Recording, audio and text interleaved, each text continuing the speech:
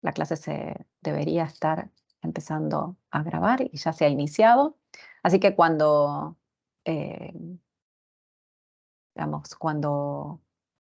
se termine la clase, luego unos días tendrán también subida la grabación al campus.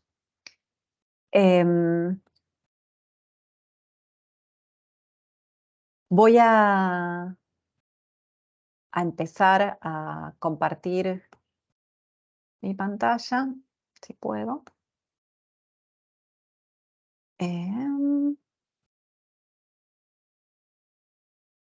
Sí, ya empezamos con la clase. Bueno, antes de empezar, ustedes están viendo la pantalla completa, ¿no? Díganme que sí. Es siempre sano decir esto, no vaya a ser cosa que yo esté hablando y la pantalla no se mueva, pero díganme si ven una gran pantalla con el título del seminario. Vale, bueno. Si en algún momento o en alguna clase algo pasa, me ha pasado que otros PowerPoints no han funcionado bien, me avisan, por favor. Alguien abre el micrófono y me avisa. Y también si hay preguntas a medida que yo hablo. A veces no es tan fácil mientras uno está, digamos, contando un poco sobre la clase, ir preguntando, ¿no? Uno no puede eso de focalizar más en las diapositivas, pero si tienen alguna pregunta, por favor, está el iconito para levantar la mano, que lo podemos usar, o directamente pueden abrir el micrófono, no hay ningún problema. Vamos a empezar el seminario.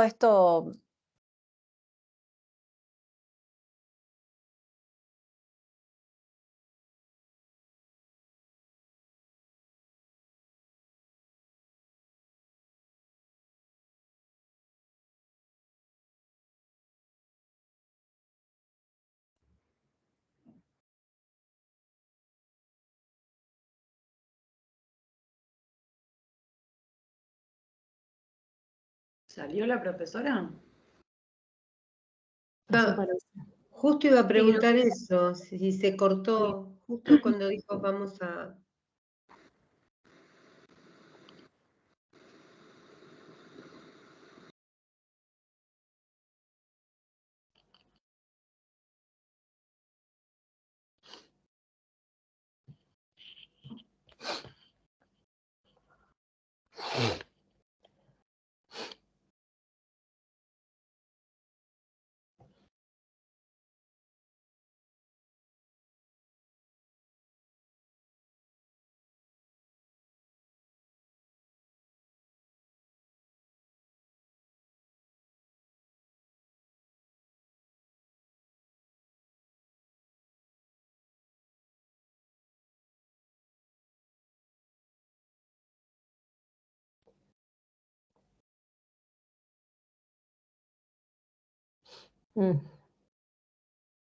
Volviste, profe. No te escuchamos. Esperen, ¿ahora? Ahora. Qué raro. Algo, no sé, fue algo muy raro, pero de golpe los perdí. No es que me quedé sin internet, pero se fueron. Esto puede pasar. Tenemos que estar preparados para todo. Y no se preocupen, que de alguna forma siempre vamos a regresar o les mandaré un mensaje diciendo que algo sucedió. Ustedes eso, nunca, no se vayan directamente de la sala de Teams. Puede pasar que esto suceda alguna vez más. Bueno, les estaba contando, empezamos la grabación, va a empezar así con estos minutos raros. Esto ya lo mencionamos hace un ratito. Tenemos 8 clases. La clase que vamos a perder es la del 25 de mayo, que tenemos un feriado. Vamos a ver si lo recuperamos con algún otro tipo de ejercicio.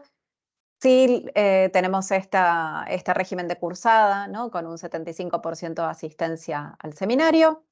El seminario se aprueba principalmente, bueno, participando en las clases y con lo que yo llamo un trabajo de investigación, que no tiene por qué ser formato monografía. Para mí un trabajo de 7 páginas ya me muestra muy, muy bien con una bibliografía, ¿no? Puede ser hasta un trabajo menor, pero ya demuestra muy bien si aquí se entendió lo que vinimos a estudiar o no. Sí les voy a pedir que sea un trabajo que utilice normas de citación, referencias bibliográficas, o sea, un trabajo que después tal vez ustedes puedan reutilizar en un futuro también como una publicación. De este seminario han salido lindas y muy buenas publicaciones, gente que ha hecho trabajos y después pudimos transformarlo en un formato artículo o presentación de congreso y se ha reusado más allá del seminario. A mí eso también me parece muy importante, que ustedes no solamente, digamos, tengan esta cursada con un fin, ¿no?, más pragmático, que es aprobar este seminario, sino que también de este trabajo pueda salir algo que ustedes puedan reusar si les interesa para bien su investigación o para como un trabajo que pueda salir de estas paredes del seminario. Yo, como siempre, los invito a que lean el programa. Veo que algunos ya han mirado el programa. Eso lo vamos a ver en breve, pero eso es muy, muy importante, leer el programa, leer qué es lo que venimos a hacer aquí. Yo doy una bibliografía siempre, como les decía antes, suelo subir la bibliografía al campus, ya si no es a través de un link, es a través de materiales que les subo. Pero más allá de todo eso, y también les dejo las diapositivas de esta clase, así que todos los links que yo suelo poner, yo linkeo bastante todas las diapositivas. Las diapos después ustedes se las pueden descargar o las pueden consultar desde el campus, pero a la hora de hacer, digamos, la investigación de un trabajo final, si la bibliografía del seminario no fuese suficiente, si ustedes quieren seguir completando, digamos, los conocimientos, yo considero muy sano que, más allá de las actividades de googleo que tenemos la mayoría, ¿no?, que nos interesa algo y ponemos en el navegador, ¿no?, en crítica textual, y ahí vamos a leer lo primero que aparece, ir a repositorios curados, si se quiere, ¿no?, de investigación. ¿Alguna vez escuchó hablar de alguno de estos repositorios? Tal vez la gente de edición.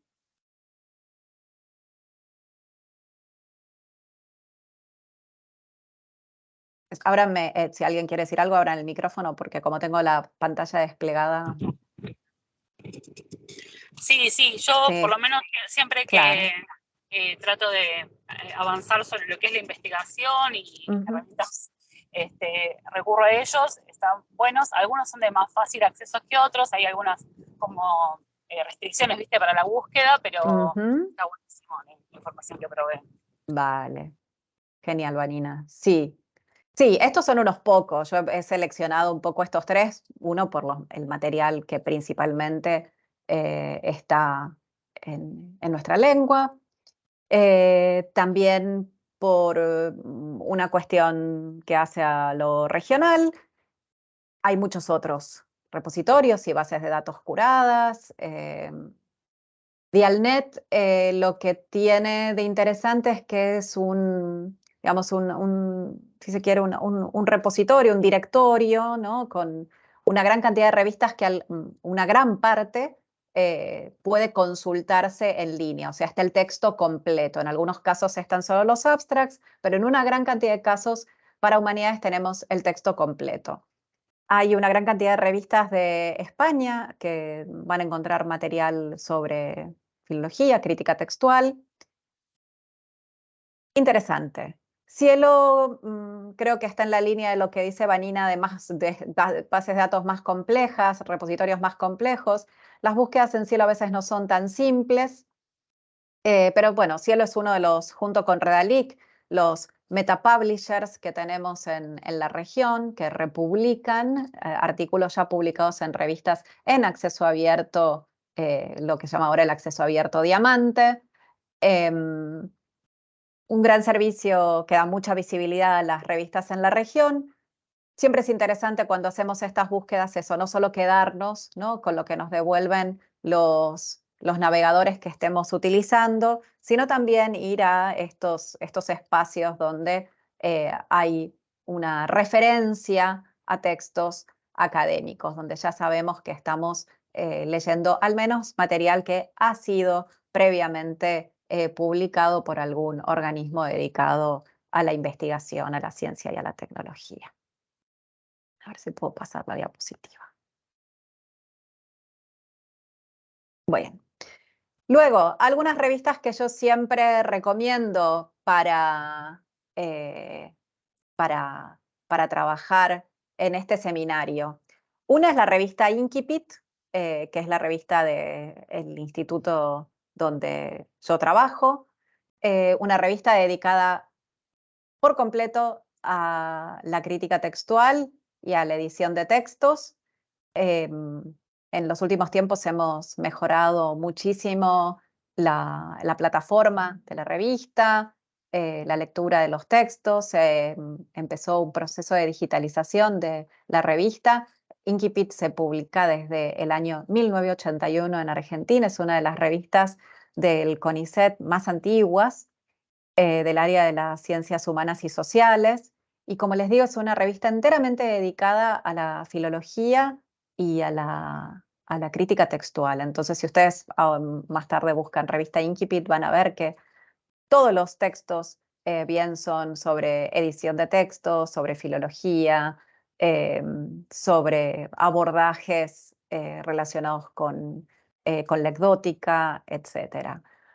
Una revista argentina que ha publicado además trabajos de digamos, las grandes voces de la filología y la crítica textual. Están muy invitados e invitadas a consultarla. Otra revista que también es muy útil para trabajar en estos temas del seminario es una que se llama E-Humanista, una revista que ha venido publicando solo en formato digital, no como Incipit, que dura hasta el año, creo que 2000, si no recuerdo mal, 18 o 17, solamente se publicó en papel y luego empezó a circular también en formato digital. E-Humanista ya nació en formato digital, como les digo, se publica desde la Universidad de California, Santa Bárbara, y tiene una gran cantidad de textos también dedicados a la crítica textual, a la filología, a la edición de textos antiguos, etc. Otra revista que a mí me gusta mucho, española, esta es Magnificat. También tiene mucho material sobre edición de textos en general, muy pensada, sí, esta revista para Edad Media. Ahí sí hay digamos, un hincapié en la edición de textos medievales. Y otra que también es muy interesante y ya va más en el área de, si se quiere, la cultura del libro en general, es Bibliográfica, que es una revista de México, editada desde la UNAM, desde la Universidad Nacional de México. Así que tiene como eso, un abordaje más sobre la cultura del libro. Pero con textos también muy interesantes en el cruce con la filología, etc. Así que estas son revistas que yo siempre recomiendo que las tengan en el radar. De muchas de estas revistas vamos a leer artículos en este seminario, así que vamos a volver a ellas de algún modo. Puedo pasar la diapo. Bien. ¿Qué otros elementos también recomiendo si ustedes quieren completar las lecturas que hagamos en el seminario? Algunos blogs. Hay un blog interesante que es el de la Biblioteca Nacional de Francia, que se llama Gallica, con doble L, Gallica. Gallica es digamos, la sección de la Biblioteca Nacional de Francia que emprendió una digitalización masiva de los fondos de la BNF, de la Biblioteca Nacional de Francia. ¿Alguno o alguna alguna vez entró en Gallica?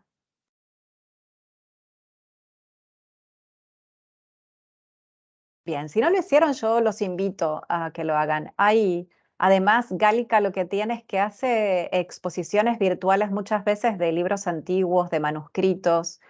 Es realmente un placer entrar al sitio de Gálica de la BNF, porque, digamos, hay algunas instituciones de la memoria en Europa en los últimos tiempos han hecho esto mucho. De hecho, el Museo del Prado en España en los últimos tiempos también ha hecho preciosas exposiciones en línea, mucho antes que de la pandemia, ¿no? Luego con la pandemia todas estas cosas se empezaron a hacer hasta más familiares, si se quiere, pero muchas de estas bibliotecas y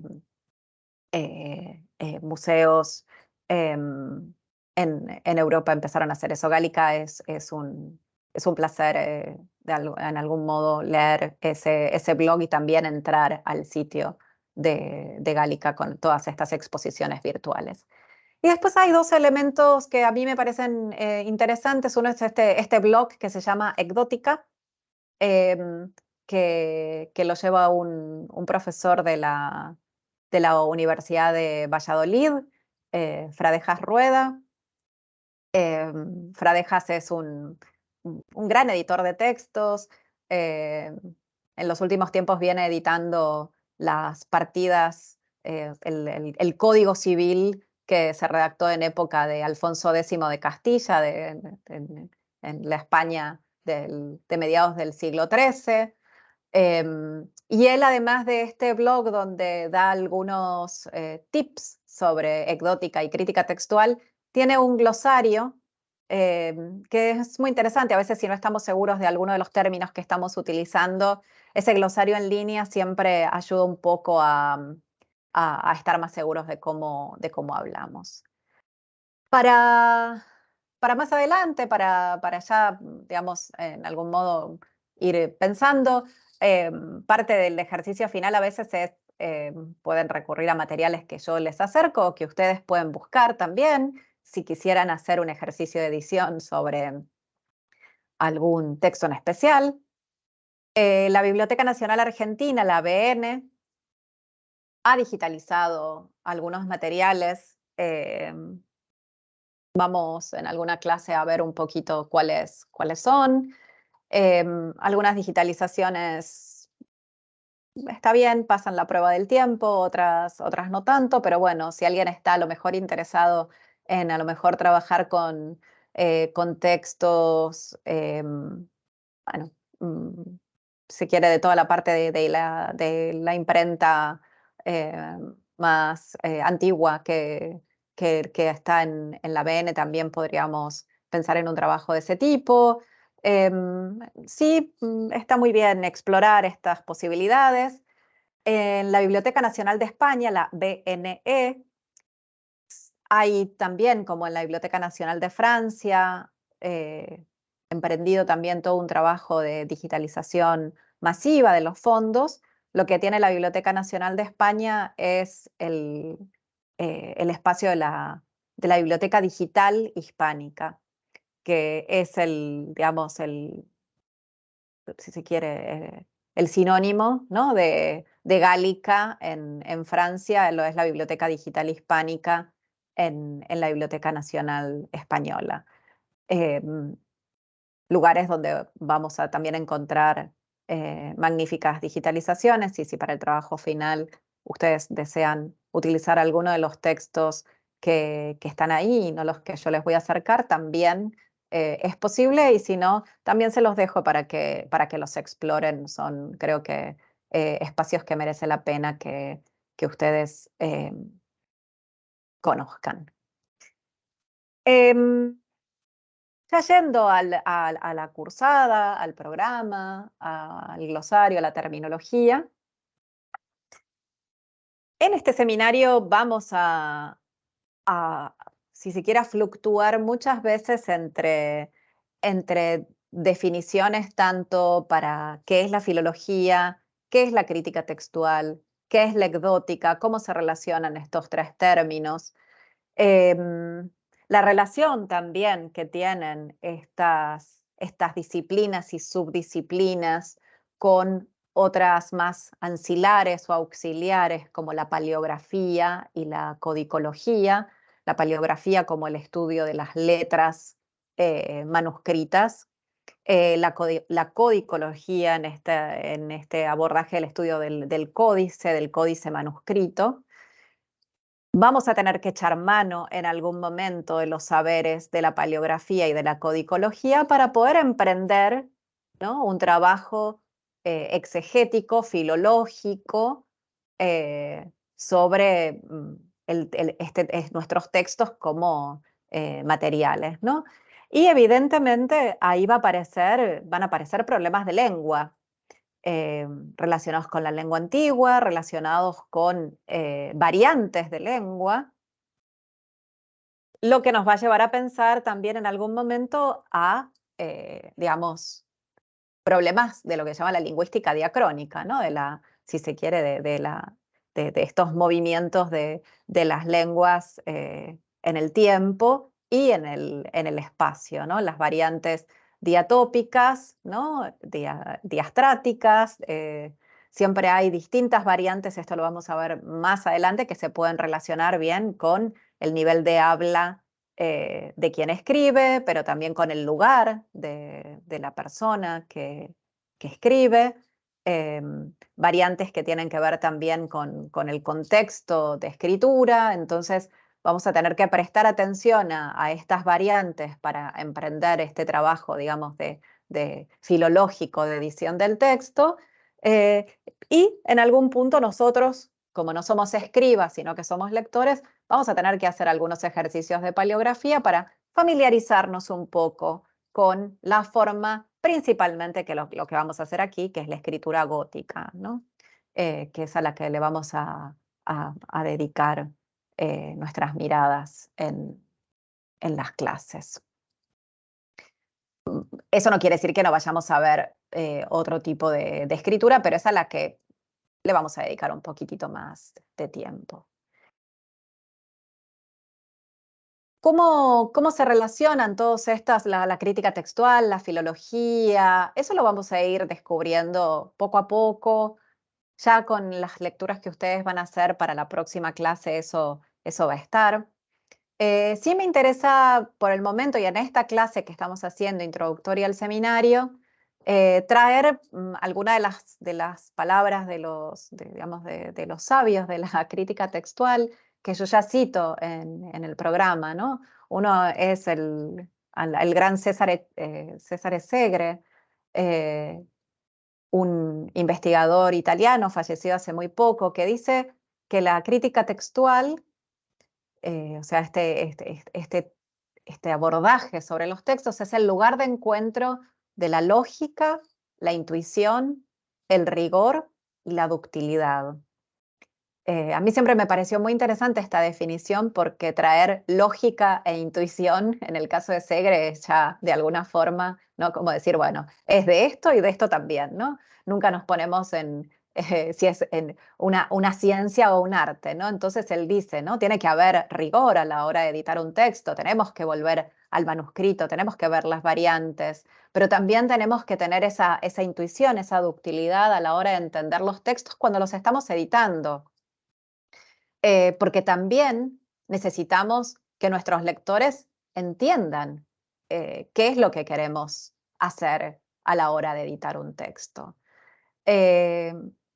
Por eso, en el programa yo digo que editar de manera cabal un texto antiguo, moderno, contemporáneo requiere de una metodología rigurosa, y partir, eso lo vamos a ver el método científico de la crítica textual. Fue Karl Lachmann el que en el siglo XIX presentó unos presupuestos científicos para la crítica textual. Eso no quiere decir que más allá de los presupuestos científicos de esta ciencia que se busca, que necesitemos eso, precisar de este arte que ayude a nuestro lector a tener un texto fiable, ¿no?, completo, ordenado, pero también comprensible. Pensemos que quienes hoy en día llegan a un texto antiguo no solo necesitan a lo mejor ese texto tal y como está en el manuscrito, sino un texto que sea más transparente, no que pierda toda su rigurosidad y si se quiere, todo su bagaje relacionado con la lengua, sino que sea accesible a los ojos del lector. Entonces, para eso, lo que vamos a ver en este seminario es cómo hacer, por ejemplo, lo que se llama un aparato de variantes, ¿no? El texto crítico, si se quiere, cuando presentamos un texto crítico sobre, digamos, 1, 2, 3, 4 textos, 4 variantes de texto que estemos editando, va a estar acompañado de este aparato de variantes que en algún punto va a ser, digamos, el paratexto que nos ayude a recomponer qué es lo que había antes de llegar a esta fijación que nosotros estamos dando, este texto crítico, como solemos denominarlo. Por eso Segre habla digamos, de este arte de editar y de esta ciencia. Y por eso también esta necesidad digamos, de pensar la filología, ¿no? La filología como disciplina que de alguna forma da lugar al surgimiento de la edición de textos, se va de la mano con la crítica textual. ¿Qué es la filología? Bueno, esta es una definición de la Real Academia Española, del diccionario de la lengua española, que dice que la filología es una ciencia que estudia una cultura tal como se manifiesta en su lengua y en su literatura, principalmente a través de los textos escritos. La otra definición que da es ser una técnica que se aplica a los textos para reconstruirlos, fijarlos e interpretarlos. Como pueden ver, esto ya se relaciona, ¿no?, con lo que veníamos hablando de la crítica textual, con estas posibilidades de reconstrucción del texto, con la fijación de un estado de lengua. Y por eso siempre decimos que la filología en algún punto es la que da lugar a la edición de textos, esta ciencia, ¿no?, a la que es una ciencia y un arte, ¿no?, volviendo a Segre, porque estamos volviendo a los textos, pero pensándolos en un contexto cultural, en un contexto lingüístico y en un contexto material. Entonces, aquí vamos a pensar constantemente en la materialidad del texto, en el texto escrito y cómo podemos volver a un estado textual, ¿sí?, y reconstruir un texto que puede estar, digamos, en condiciones más complejas, ¿no? Por ejemplo, pensemos en un texto manuscrito que ha pasado por distintos avatares y que a lo mejor tiene problemas materiales, falta de, o sea, tinta que desapareció, material de pergamino o papel que está roto. Entonces, ahí hay una operación de reconstrucción de parte de los editores que tiene que tomar decisiones basadas en el rigor, pero a veces, muchas veces también en la intuición, para fijar el texto y para poder dar lugar luego a una interpretación. Interesante el término filología. La filología como disciplina empieza a ser parte de las academias europeas ya, digamos, para el siglo XVI, ya para, digamos, lo que son los siglos de oro en adelante. Es el lugar donde después digamos, la constitución de los estudios generales que dan lugar a las universidades a lo largo de la Edad Media y se empiezan digamos, a erigir como centros no solamente de conocimiento, pero también de poder en Europa, toman a la filología como ese lugar donde se aprende lengua, donde se aprende sobre los clásicos, y en un principio y que ha sido un poco la herencia que ha llegado también a nuestras academias, empezó, digamos, este abordaje de los textos, este abordaje de ciencia de reconstrucción de los textos sobre las escrituras más antiguas pensemos aquí, este fragmento que es de una carta del fray Juan Andrés a su hermano Carlos Andrés, el fray Juan Andrés estaba en Viena estudiando y envía una carta a su hermano y le cuenta que él está estudiando en ese momento lengua griega, filología griega, y le habla un poco de quiénes son los más eruditos en ese momento, ¿no? Con una preponderancia de Alemania. Alemania fue uno de los uno de los grandes centros de la primera romanística, ¿no? De los estudios sobre la Romania medieval y sobre la filología, ¿no? Entonces él habla, esta es una de las primeras menciones escritas del término filología, que la encontramos aquí en el Corde, donde este fraile le cuenta a su hermano que está estudiando esta erudición gramatical y filología. Esto lo podemos recuperar a través de esta base de datos de la Real Academia Española que se llama Corde. ¿Alguna vez alguien hizo alguna búsqueda lingüística en el Corde?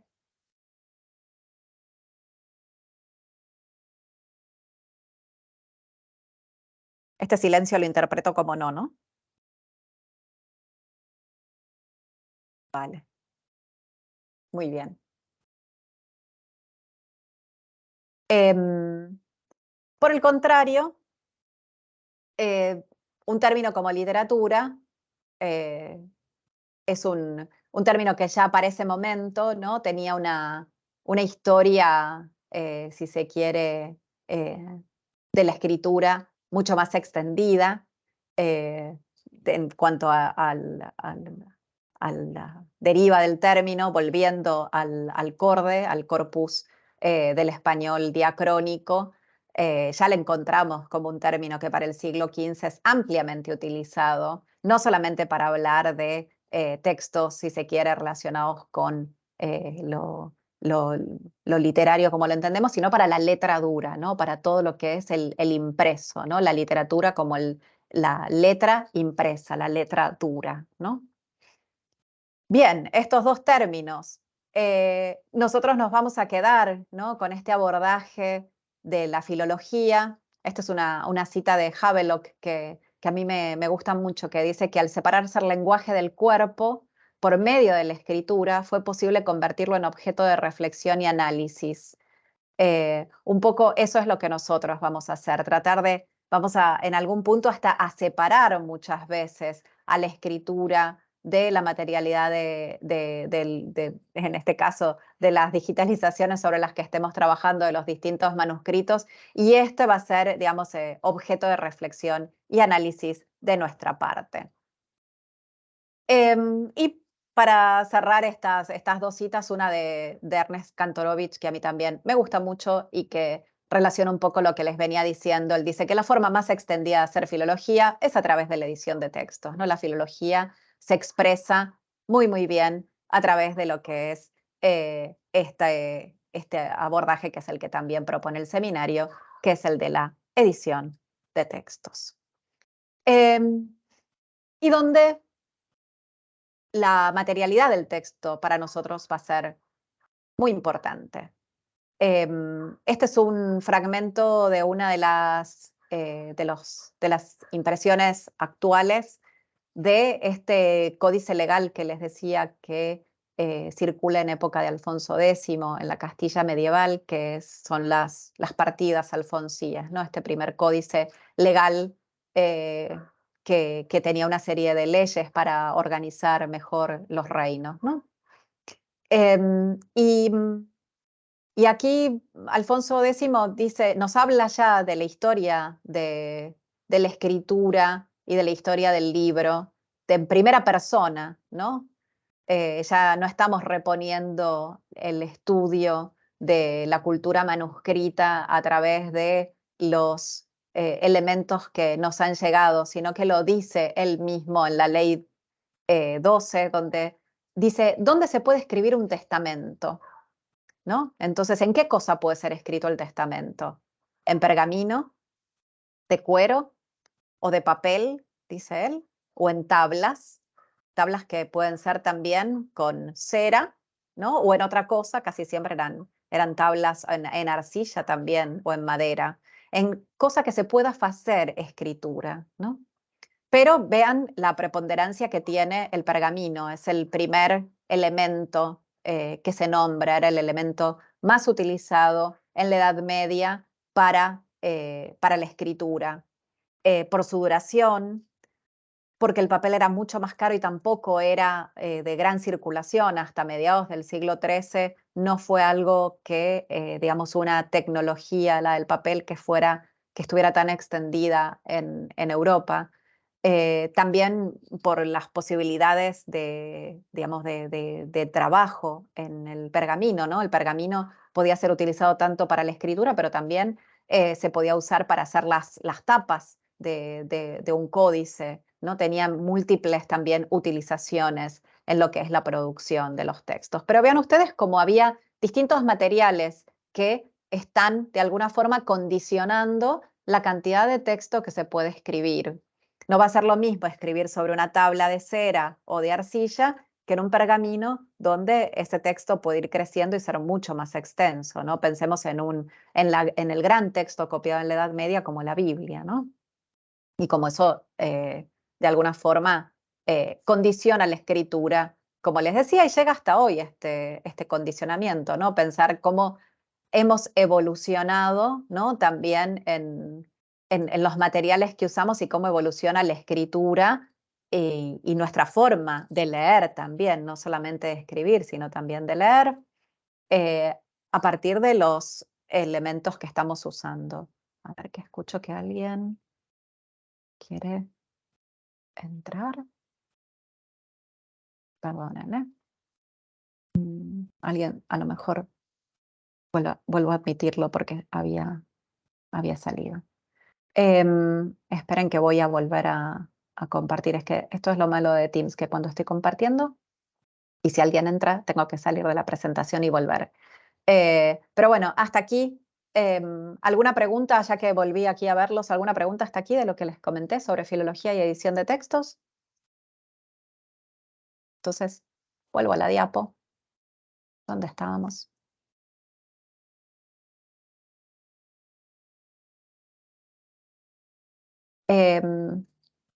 Entonces, esto, como les decía, a pesar de que va a ser un abordaje más auxiliar que utilicemos en el seminario, siempre va a estar presente esta otra, si se quiere, reflexión o la necesidad de pensar también en la codicología, en nuestro caso, ¿no? Como una disciplina que nos va a ayudar a comprender mejor cómo trabajar en la edición de un texto, y también la paleografía. Yo les dejé como lectura no obligatoria, sino complementaria, un texto de Roger Chartier, uno de los grandes, ¿no?, pensadores sobre la edición del texto, que se llama justamente Materialidad del texto, Textualidad del libro. Un texto que a mí me parece muy interesante, está dentro de las optativas, pero yo siempre hago hincapié, es muy recomendable, porque además es un texto muy bonito. Roger Chartier, además de ser un gran conferencista, ¿alguien tuvo la oportunidad de escucharlo? De hecho, bueno, dio muchas conferencias aquí en Argentina en los últimos tiempos, también en la Universidad Nacional de La Plata. A lo mejor la gente de edición o alguien tuvo alguna vez el placer de escucharlo. Bueno, tal vez no, pero hoy en día también encuentran muchas de sus conferencias en YouTube, y sus escritos, que son invaluables. Sí, vamos a ver algo también aquí en el seminario, que son las tecnologías del texto, que hoy lo relacionamos mucho con la tecnología, con lo digital, lo que nos está permitiendo ahora tener este seminario. Pero la tecnología, digamos, es la tecné, ¿no? Esta teoría, esta técnica que permiten aprovechar, ¿no?, el conocimiento científico, aprovechar digamos, los instrumentos de construcción del conocimiento, hacen a todo, ¿no? Hacen a la escritura, en este caso, la tecnología de la escritura, la tecnología del libro. Nosotros vamos a tener un abordaje, si se quiere, muy tecnológico también, no en el sentido de lo digital, pero sobre la escritura también. Y en las últimas, en las últimas clases Vamos a ver algunas, sí, ya herramientas tecnológicas digitales para acercarnos a los textos. Como les venía diciendo, los humanos venimos evolucionando con las herramientas que desarrollamos, ¿no? Marshall McLuhan dice que todos los medios de comunicación, ¿no?, que usamos, el teléfono celular, la computadora, el libro, estos medios culturales, son extensiones en algún punto, ¿no?, de alguna facultad humana, sea física o sea psíquica, ¿no? O sea, evolucionamos con nuestros medios. No pensamos igual con un medio que con otro, no nos comunicamos de la misma forma. Entonces eso impacta no solamente en cómo nos estamos comunicando, sino que impacta, como dice Katherine Hayles, en nuestra propia evolución. Katherine Hayles tiene este libro súper interesante que se llama Cómo pensamos, How We Think, que si, bueno, ahí tienen el link de descarga después si quieren, cuando vean las diapositivas, tienen el link de descarga al texto en inglés. También sé que hay una traducción de How We Think, de cómo pensamos.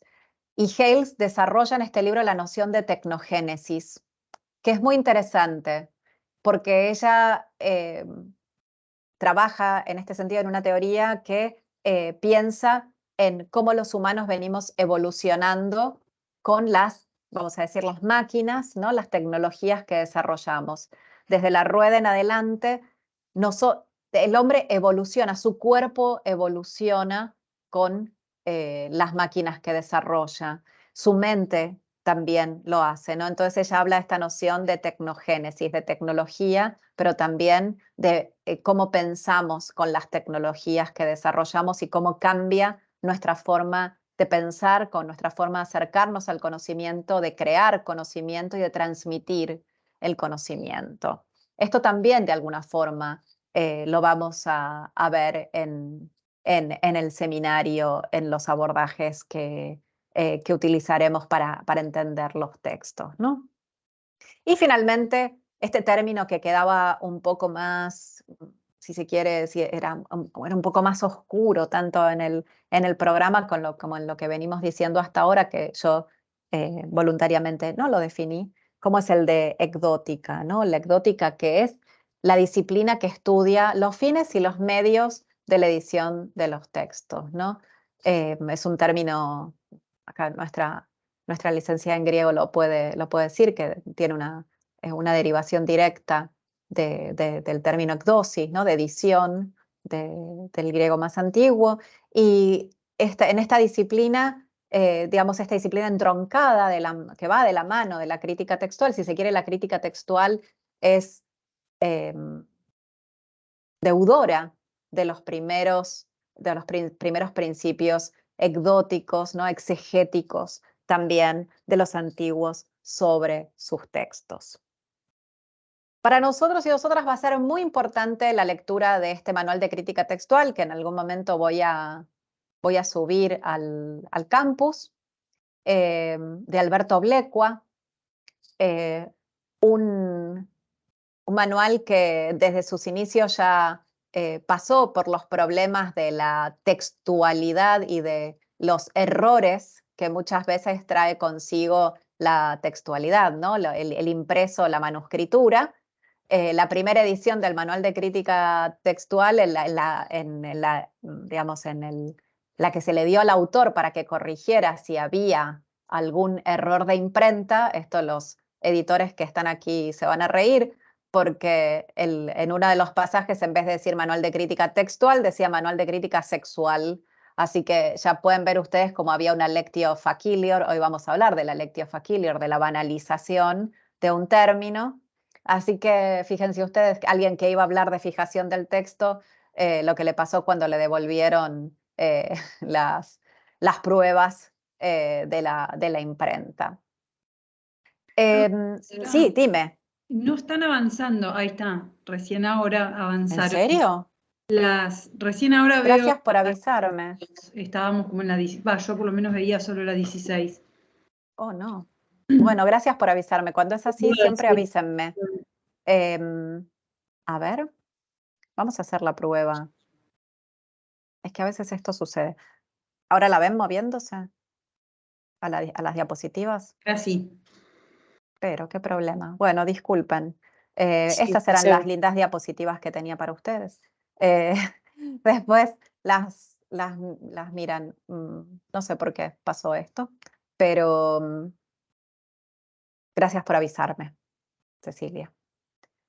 Bueno, estábamos aquí con Alberto Blecua y con su manual de crítica textual. El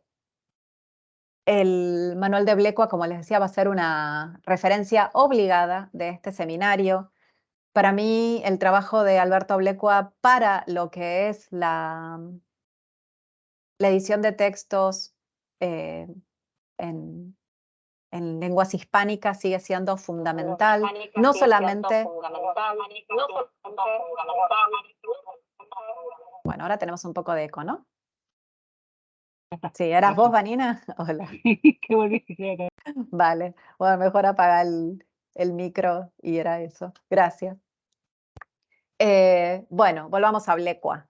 Que, como les digo, el manual de Blecua va a ser referencia obligada del seminario. Un texto que ahí me parece fundamental para leer de principio a fin y entender un poco qué buscamos hacer en el seminario, cómo vamos a entender la edición de los textos, el aparato crítico que vamos a hacer, algunos otros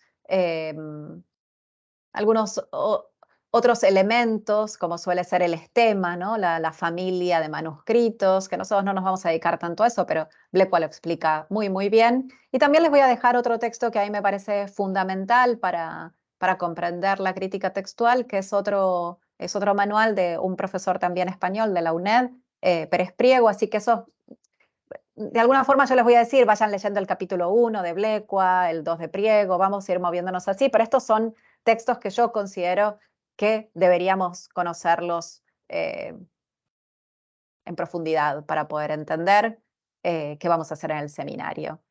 A mí esta definición que da Blecua de crítica textual creo que es casi la que yo busco aquí en este seminario, con que entendamos un poquitito y tengamos ejemplos, ya vamos a haber dado un gran paso en el seminario para trabajar en edición de textos y en crítica textual. Blecua dice que la crítica textual es la disciplina, pone entre paréntesis ciencia, se ve que tampoco, como le pasaba a Cesare Segre, ¿no?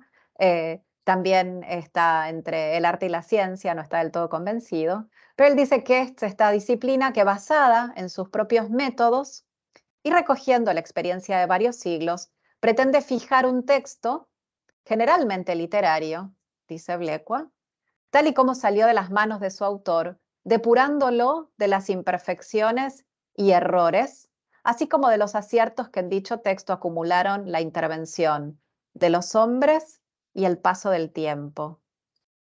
Esto es algo que vamos a ver una y otra vez, textos digamos, dentro de la cultura manuscrita se copian, se vuelven a copiar, se copian muchas veces, y ahí surgen problemas, errores, imperfecciones, como dice él, pero en esta disciplina que nosotros aquí vamos a estudiar, para la crítica textual, para la edición filológica, va a haber un método para poder al menos acercarnos a lo que vamos a denominar en el seminario como el arquetipo, ¿no? Ese arquetipo que salió digamos, del autor, ¿no? Y que el escriba, ¿no? O varios escribas pusieron por escrito, y que nosotros vamos a tener todos estos otros avatares, pérdida muchas veces de material, pérdida de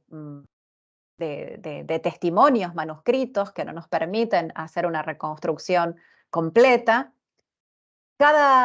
Como digo yo siempre, cada edición, ¿no? es un caso y tenemos que estudiarlo específicamente.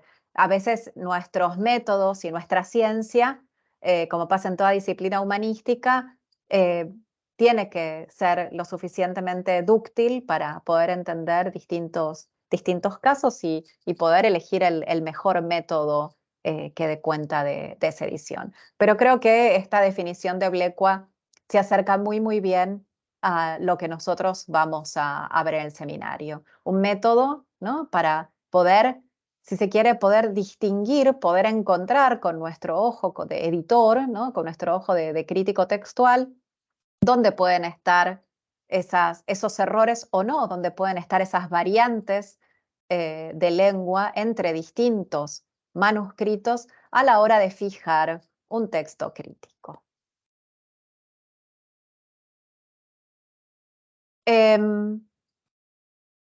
Blecua más adelante también dice que dentro de la crítica textual vamos a ofrecer una serie de consejos generales extraídos, ¿no?, como les decía recién, esta casuística, una práctica plurisecular sobre casos individuales de naturaleza muy diversa.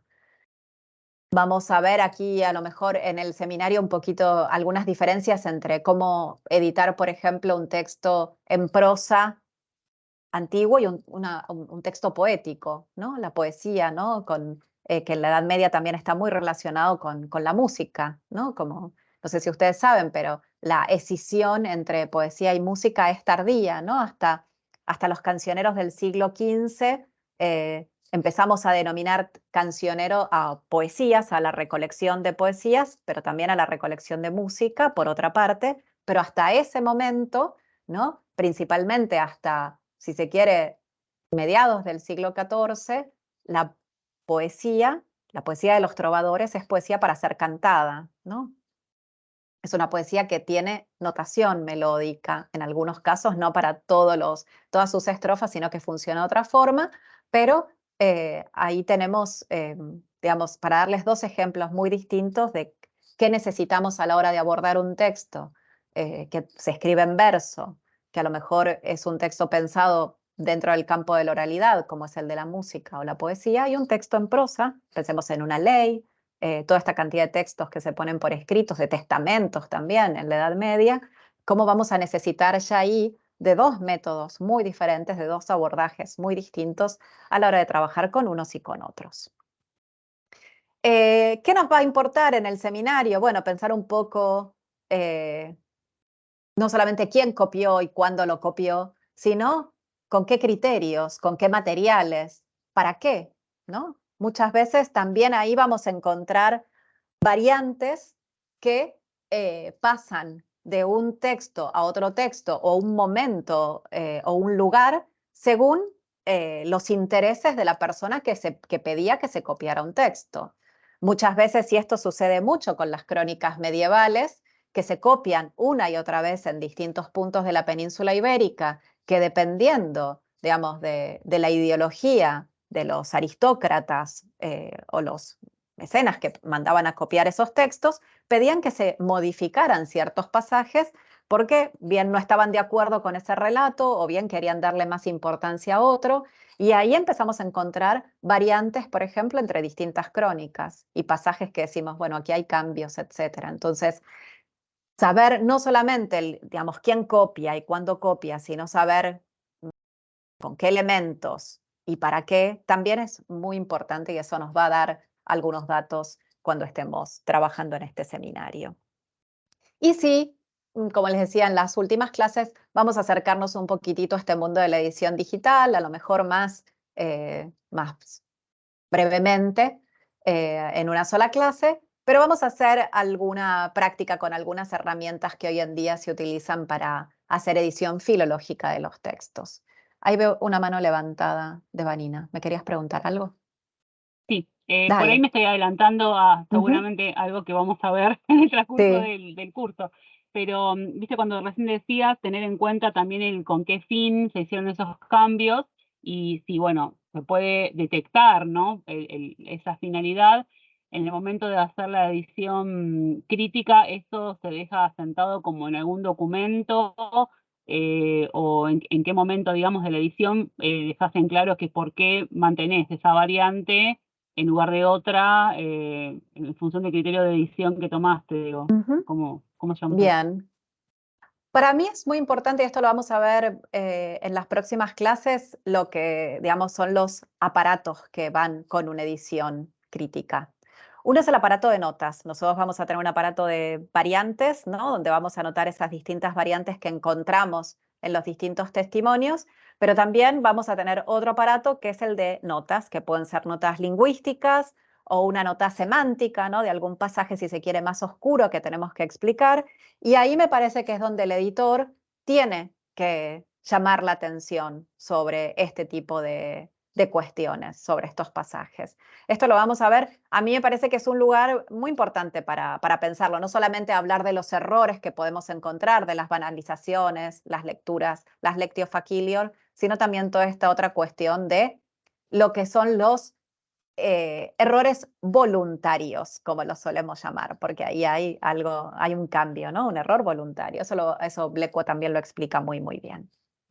Gracias por la pregunta y saben que pueden preguntarme si quieren y pueden abrir los micrófonos directamente. A veces también en la presentación me resulta más complejo tener que ir a la presentación y estar mirándolos, así que no se preocupen, abran los micros y me preguntan.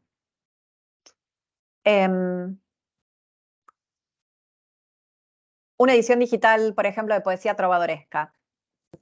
La lección sobre trovadores va a aparecer una y otra vez. He dedicado mi vida al estudio de los trovadores y al medievalismo y a los textos en verso, así que sepan disculpar que esto va a estar teñido de un lugar especial para poetas y trovadores, ya que a ellos les vengo dedicando parte de mi tiempo.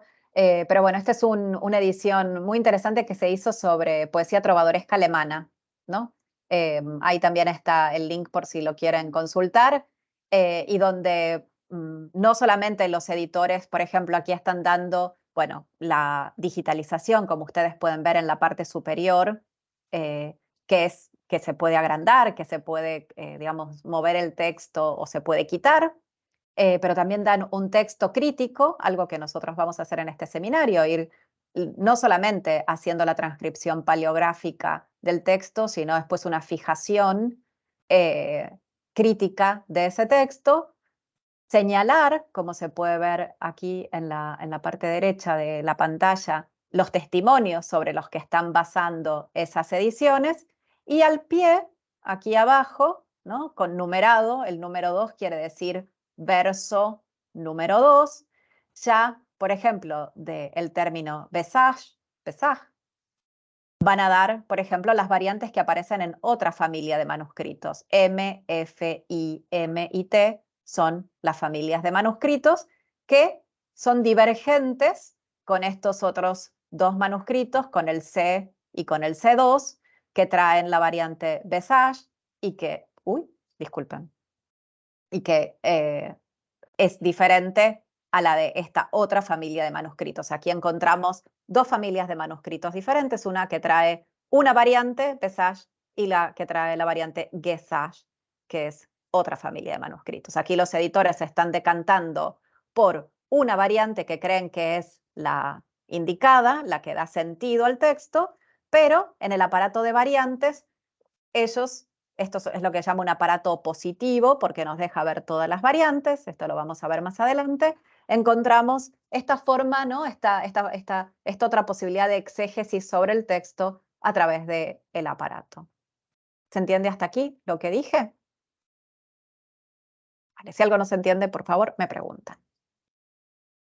Sí, en edición digital, un poquitito lo que vamos a ver en esa clase es todo esto, que son sistemas de marcado, lenguajes de marcado, para poder después recuperar, digamos, ese texto desde lo digital. Esto se llama humanidades digitales. Yo siempre les dejo, voy a volver sobre esto, la Asociación Argentina de Humanidades Digitales, la AAHD, tiene un sitio donde ustedes pueden ver un poco qué se está haciendo en el campo de las humanidades digitales en Argentina, y tienen mi proyecto personal dentro del CONICET, que es mi grupo de investigación, el Laboratorio de Humanidades Digitales, que es hdlab.space, que también lo pueden visitar. Pueden luego entrar a cualquiera de estos dos sitios. Igual más adelante les voy a mostrar un poquito qué es lo que hacemos nosotros en edición de textos, en humanidades digitales, que no me voy a dedicar demasiado a esto, pero que sí son un campo emergente donde en nuestro caso la tecnología se utiliza específicamente para enriquecer los textos, dar otro tipo de lecturas, dar lecturas, si se quiere, hipertextuales, donde el objeto texto pueda ser consumido, leído desde distintos lugares. Desde ese lugar creo que bueno, la crítica textual puede aprovecharse muy, muy bien de todo este tipo de herramientas. Lo vamos a ver más adelante, pero principalmente en este seminario vamos a tratar de comprender, de explicar y de restablecer, que a eso iremos, lo que yo digo que es una tradición textual manuscrita. En todos los casos vamos a tratar o con un manuscrito o con varios manuscritos. Vamos a tratar de entender primero, bueno, qué nos dicen una lectura, vamos a tratar de explicarlos, pero vamos a tratar de restablecer ese texto, de depurarlo, de lograr una versión fija, la descripción de este arquetipo, ¿no? De donde salió este primer texto que después fue copiado en sucesivas ocasiones. Va a ser importante para nosotros pensar que vamos a estar pensando en otros estados de lengua, a pesar de que no vamos a poder hacer un curso de lingüística diacrónica, que sería fantástico y súper interesante. Va a pasar que muchas veces esas lenguas van a estar en contacto. La Romania, ¿no? Este espacio de la Romania, ¿no? Y aquí podemos ver toda la parte, si se quiere, que está en este rosado más claro y más oscuro, o rosado anaranjado. Son todas las lenguas romance que entre fines del siglo IX y hasta el siglo XIV estuvieron muy en contacto porque hay todo un movimiento entre estos reinos, ¿no? El reino franco, los reinos ibéricos, donde hay un movimiento también muy fuerte de límites, de personas, por ende, ¿no? Todos estos límites no están tan fijos como hoy en día en los países que conocemos, y por eso las lenguas están en contacto y las distintas variantes de lengua. Por ejemplo, las variantes del francés, del norte y del sur, más relacionados con la lengua occitana, si se quiere, en el sur, y la lengua de Oïl en el norte, los dialectos ibéricos como el gallego, el portugués, el castellano, el catalán, todas las variantes de lengua también de toda la parte itálica, todo eso va muchas veces a permear las distintas lenguas que vamos a encontrar en nuestros manuscritos. Eso es el grado de dificultad que tiene acercarse a los textos manuscritos, ¿no? Que estamos trabajando con un estado de lengua completamente distinto al nuestro, donde sí tenemos que apelar a la lingüística diacrónica, a la historia de la lengua, para entender un poco de qué se trata. Si no lo conocen, esto se los dejo después, también tengo el link de este hermosísimo árbol de lo que se llama el mundo de las lenguas antiguas, ¿no? Desde el indoeuropeo. Es una imagen que me resulta bellísima y también me ayuda muy bien a entender todas las distintas ramas. Siempre hablamos de ramas de lenguas, ¿no? Y aquí se ve muy bien en este árbol donde vemos cómo de las lenguas indoeuropeas se empiezan a abrir estos dos troncos generales en lo que es, digamos, Asia y Europa, ¿no? Y por un lado se forman todas las lenguas indo-iraníes, ¿no? Con el índico y todas estas otras variantes de lengua enormes y que nosotros no vamos a ver en el seminario. Nosotros nos vamos a acercar un poco a la rama que sale del indoeuropeo, del europeo, a las lenguas romance, a la parte superior de las lenguas romance, donde vamos a tener al español, al portugués, al italiano, al francés, en esta convivencia, como les mostraba, que hace no solamente a las lenguas, pero también a las geografías. Aquí se ve un poquito más ampliado esta bellísima imagen de este árbol de lenguas. Pero pueden ver ustedes cómo están estas otras ramas, que siempre van a estar en contacto, ¿no? Siempre me pareció muy interesante de cómo aquí se las ingeniaron para, por ejemplo, mostrar la influencia que el alemán siempre tuvo sobre otras lenguas, ¿no? Como el francés o como y la rama del inglés, ¿no? Entonces creo que muy bien diseñado y es muy visual para poder comprender las distintas ramas de las lenguas. Esto va a ser una de las dificultades que nosotros podemos llegar a encontrarnos con estos otros estados de lengua, como les decía, en la Edad Media, donde está toda esta fluidez entre las distintas lenguas, las lenguas y todas sus variantes. Por ejemplo, siempre tendemos a hablar del castellano como la lengua más utilizada en los reinos peninsulares o ibéricos de la Edad Media, pero vean ustedes la preponderancia también, por ejemplo, de una variante que se va apagando con el tiempo, que fue la de los dialectos leoneses, ¿no? De León, del norte de España, muy en contacto con el gallego, por ejemplo, y evidentemente con el portugués. Esto nosotros lo vamos a ver en los textos que vamos a analizar. Y por ejemplo, en los textos en verso, la poesía medieval está muy influenciada por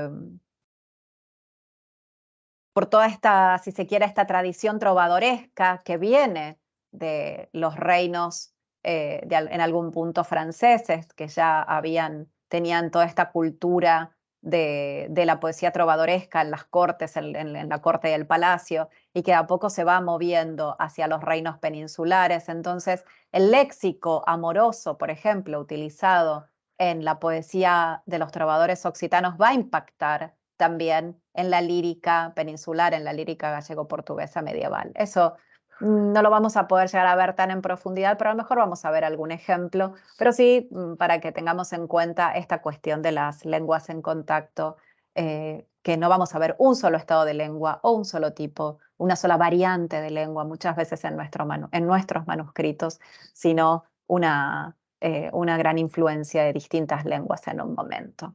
Todo eso cambia en el siglo XVIII, ¿no? Ya con el surgimiento, antes veíamos algunas de las instituciones y las universidades, pero con el surgimiento de la Real Academia Española también, que en España viene a fijar también todos estos distintos estados de lengua y estos, si se quiere, estas variantes, y ya se empieza como a depurar, por un lado, dándole principal interés evidentemente a los diccionarios del español.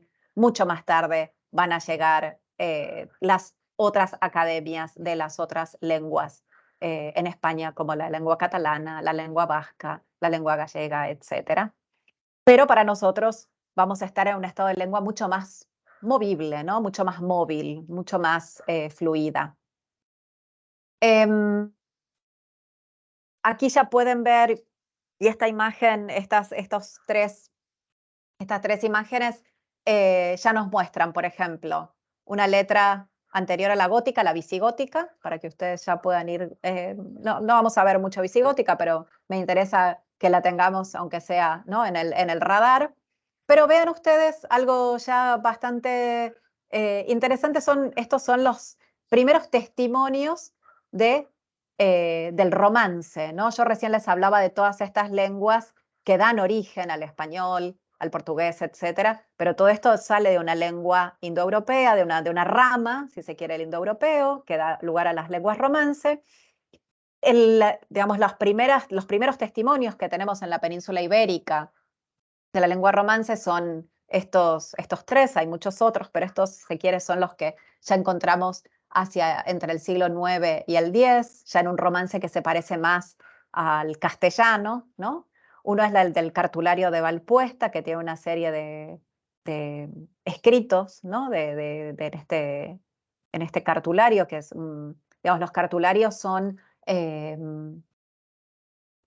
libros, o vamos a decir, códices en la Edad Media que tienen muchas veces textos misceláneos. Pueden ser textos relacionados con el funcionamiento, por ejemplo, de un monasterio, leyes en general, cuentas.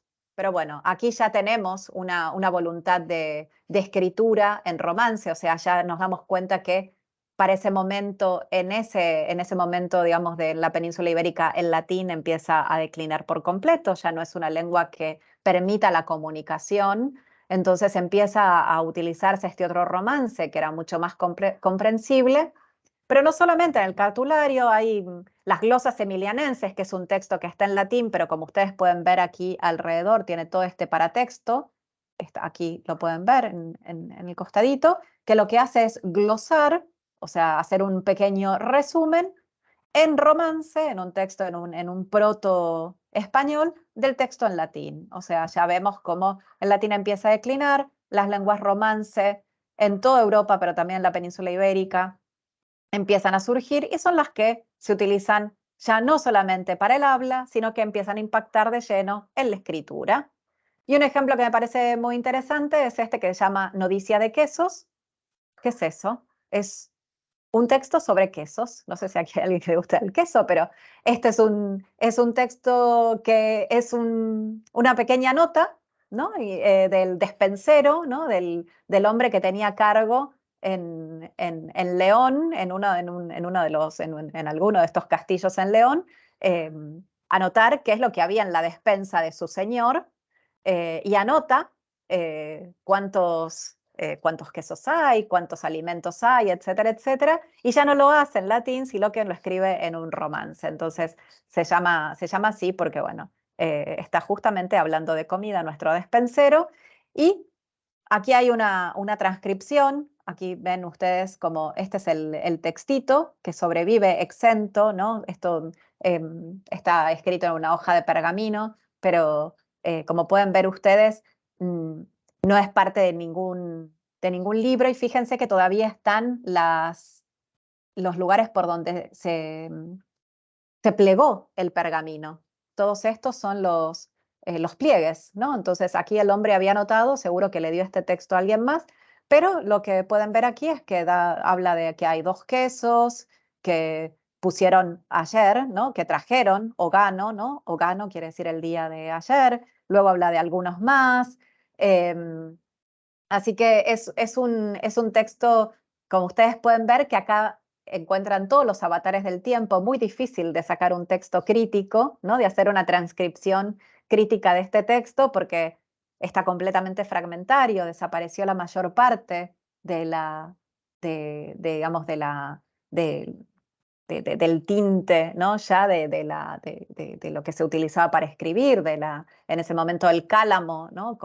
Utilizado no era lo suficientemente a lo mejor dúctil también el escriba, y también el pergamino hizo que se perdiera parte de lo que estaba ahí anotado, parte sobrevivió. Entonces, bueno, podemos hacer una transcripción crítica en lo que está en la columna izquierda, mucho mejor de lo que está en la columna derecha, pero aquí ya vemos todos estos avatares del tiempo que pueden hacer que un texto no pueda ser completamente reconstruido. Aquí es lo que sucede. Aquí yo no tengo otros testimonios de este texto, tengo un solo testimonio.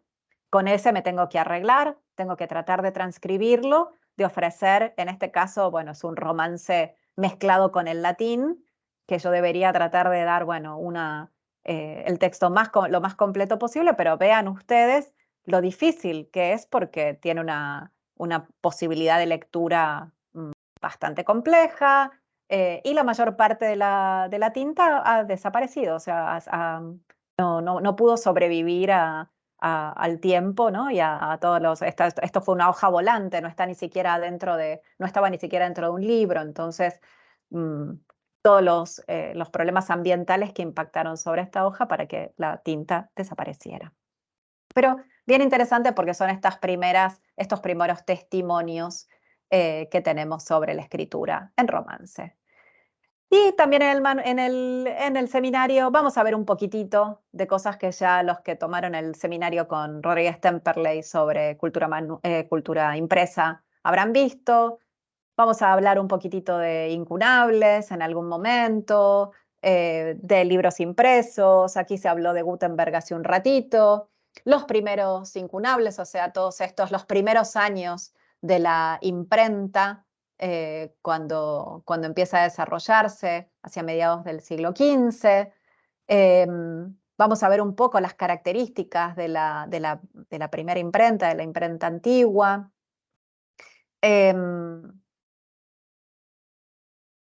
Interesante contarles que dentro o al menos para mí es un tema que me parece muy interesante, los primeros libros, así como los primeros textos que se escriben son los textos sagrados, es la Biblia, ¿no? Piensa en un contexto de cultura manuscrita donde el pergamino es tan caro que de lo que se echa a mano para la escritura es bien o de los textos sagrados o de las leyes, ¿no? El resto casi siempre es lo que sucede como con la noticia de quesos, ¿no? Es un mal pergamino, un pergamino de descarte, y casi nunca es un libro, no son hojas sueltas, ¿no? Lo que se utiliza es el descarte para esa escritura. En la imprenta sucede algo similar. Los primeros textos que se imprimen bien son misales, Biblias, la Biblia de Gutenberg, el primer libro impreso, pero también, por ejemplo, en España, el sinodal, el de Águila Fuente, que es el resumen de un sínodo, ¿no? de todos estos presbíteros que tenían esta reunión, este sinodal. Y después otro libro muy interesante, también impreso en España, en otra lengua, en catalán, que son las poesías en honor a la Virgen María, ¿no? Estos son los primeros textos, al menos pasando por la primera imprenta de Gutenberg y luego moviéndose a Segovia, donde estuvo la primera imprenta en España. Piensen que la mayor parte pasó por ese mismo avatar. Vamos a hablar un poquito de la tecnología de la imprenta de Gutenberg. Hoy no, pero en el seminario sí lo vamos a hacer. Pero a mí me interesa mucho pensar en esta continuidad entre los medios, y por eso hoy traerles toda esta serie de imágenes y hacer toda esta introducción. Esta es una imagen de una digitalización de la primera Biblia de Gutenberg. Y esta es una Biblia impresa. Pero fíjense que la primera imprenta copiaba al texto manuscrito. Esto casi no podemos saber si es un códice escrito a mano o qué es. La cultura manuscrita, la cultura del manuscrito, impregnó los primeros años de la imprenta muchísimo. Era digamos, el prestigio, ¿no? que había adquirido la cultura manuscrita, que muchos temían que se perdiera con la cultura. Algo parecido, después nos puede contar Juan, de lo que sucedió entre la aparición del ebook, ¿no? y el libro analógico, el libro en papel, con toda esta discusión de lo que se ganaba y lo que se perdía. Que ya estuvo en épocas de Gutenberg y lo podemos ver. ¿Alguna pregunta hasta aquí? ¿O algo que me quieran comentar? Sí, yo tengo una pregunta. Los Sí. textos que vimos, los pergaminos, que están en lengua Sí. romance, ¿de qué año son? Sí. Aproximadamente son del siglo IX. La mayoría tenemos bastante problemas para datar toda esta serie, tanto las glosas Claro. emilianenses como el cartulario de Valpuesta y mucho más la noticia. Se cree que estamos moviéndonos entre los últimos, digamos, los últimos momentos del IX, mediados del siglo X. Pero sí es un momento donde ya podemos encontrar, por eso me interesaba mostrarles un poquito los mapas, estos mapas de las distintas variantes de lengua, principalmente en la península ibérica.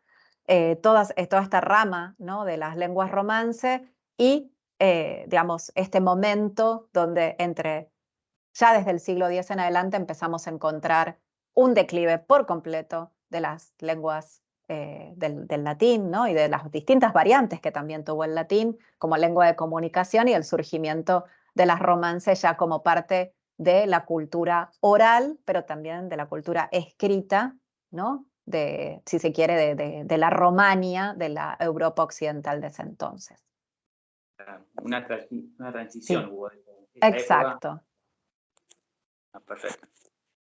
Absolutamente, la palabra es esa, y es una larga transición, ¿no?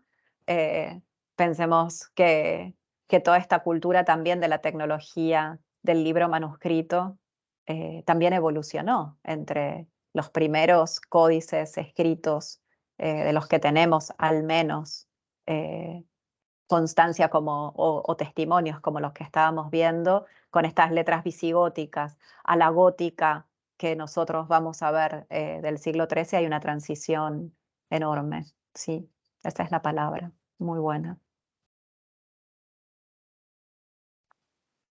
¿Algo más?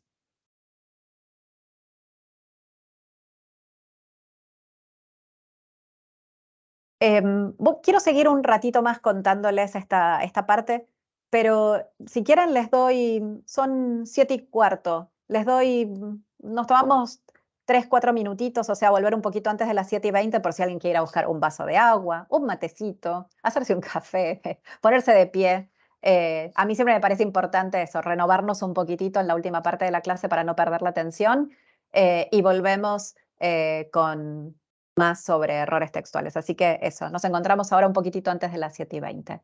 Si quieren, bueno, eso, no se vayan, así no los tengo que volver a admitir, porfa. Si quieren apagar la cámara, ahora volvemos.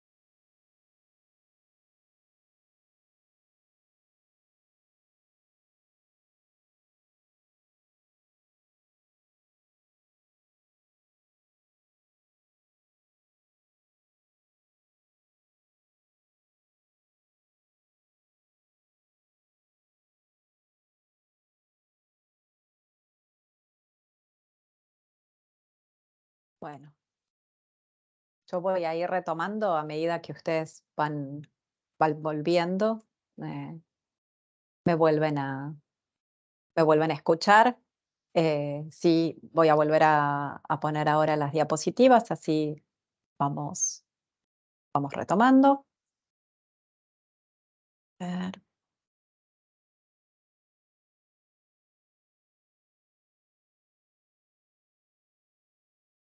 Bueno, En esta última parte de la clase me interesaba ya ir sobre una cuestión que va a ser fundamental para este seminario. Nosotros vamos a tener que entrenar nuestros ojos para detectar variantes de lengua que vamos a encontrar en los distintos testimonios de un texto, pero a veces también errores, ¿no?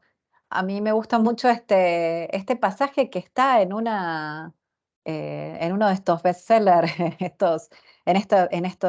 eh, en estos textos, si se quiere, menos académicos, de Patricia Highsmith, ¿no? Esta bestseller, que en uno de sus textos, en Mar de Fondo, en una de estas novelas que ella tiene, habla sobre las erratas de la imprenta, ¿no?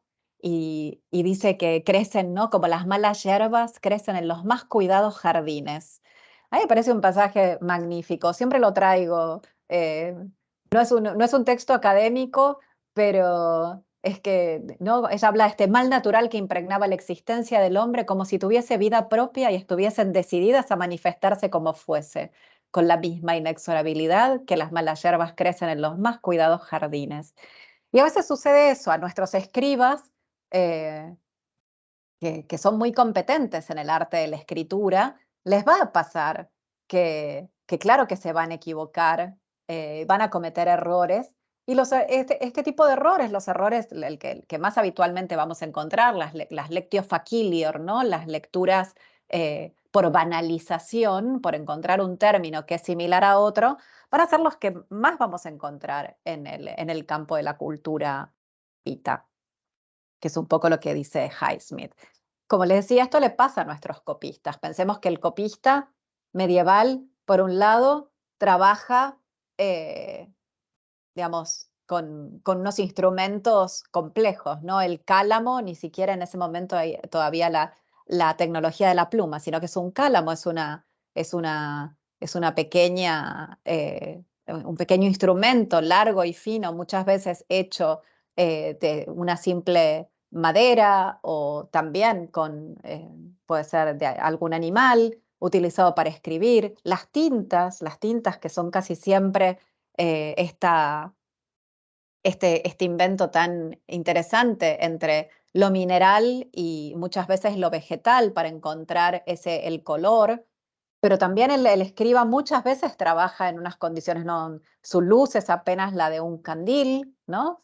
Eh, Siguen trabajando de noche muchas veces los copistas para cuando tienen estos encargos de grandes textos, y ahí surgen todos estos errores que pueden ser también por distracción, errores que tienen que ver con los materiales que está utilizando. Entonces, siempre sabemos que en el acto de copia, ¿no? hay algunos pasos y que en alguno de estos pasos el copista se puede equivocar. En un acto de copia, esto lo vamos a decir muchas veces en este seminario, hay 5 pasos, ¿no? El primero es el copista que va a leer un pequeño fragmento para después poder trasladarlo, lo que se llama una perícopa, ¿no? Entonces, esa perícopa la va a, en algún punto, memorizar para poder trasladarla, dictándosela a sí mismo, luego transcribirla y luego volver al modelo para continuar copiando el resto de las perícopas. Entonces, vamos a tener estos 5 pasos: lectura de un fragmento, memorización, dictado, transcripción y vuelta al modelo. En alguno de estos pasos, el copista, claro que se puede equivocar, y aquí es donde van a aparecer toda esta serie de errores involuntarios que nosotros vamos a tener que saber detectar. Todas estas lecturas, muchas veces, como les decía, las más habituales por banalización, por desconocimiento a veces tal vez.